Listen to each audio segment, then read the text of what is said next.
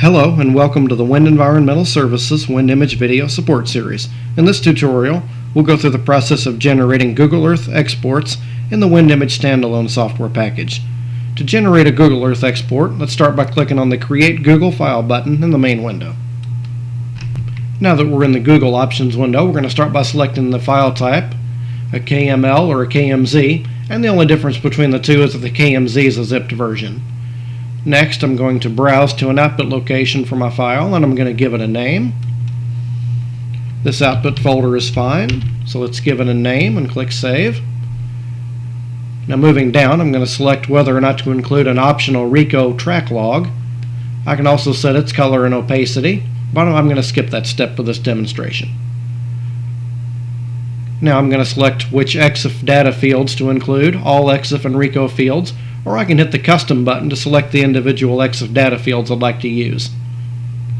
Moving over, the CCD size and crop factor are used to calculate the field of view.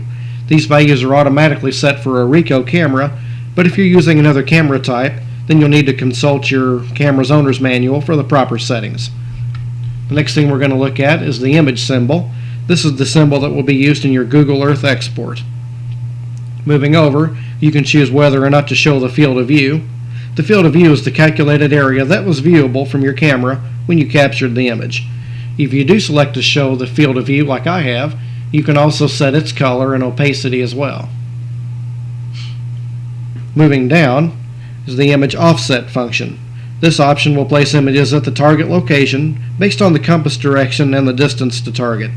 This capability is particularly useful when using a RICO camera coupled with a laser technology true pulse laser to calculate the distance to target accurately. Next, we need to specify the EXIF tags that contain the image direction data as well as the target data. Since I did not use the offset image function, these two steps are going to be skipped in this demonstration. The Show Origin option allows you to place a point at the origin of the target. This is used in conjunction with the offset image function above. If you're using the compass data to rotate your symbology or to offset your feature locations, you might also want to specify the compass declination. The compass declination is the correction factor between true and magnetic north. Moving down, the Create Border function places a border around your images so that they stand out better against aerial imagery. The balloon text is the layout of the pop-up balloon that appears in Google Earth. The standard option is selected by default, and you have the option of editing the balloon as well as the text it contains. Now that our options are set, let's click on Create here at the bottom and create a Google Earth output.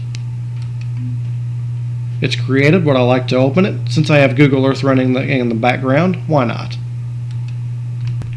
And here's our Google Earth output with the points from the origin.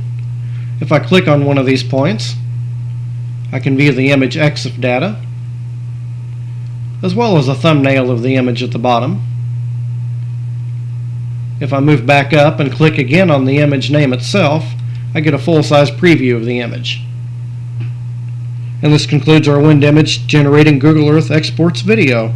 Thank you for watching, and if you have any questions or issues, please email us at support@windenvironmental.com. Have a good day.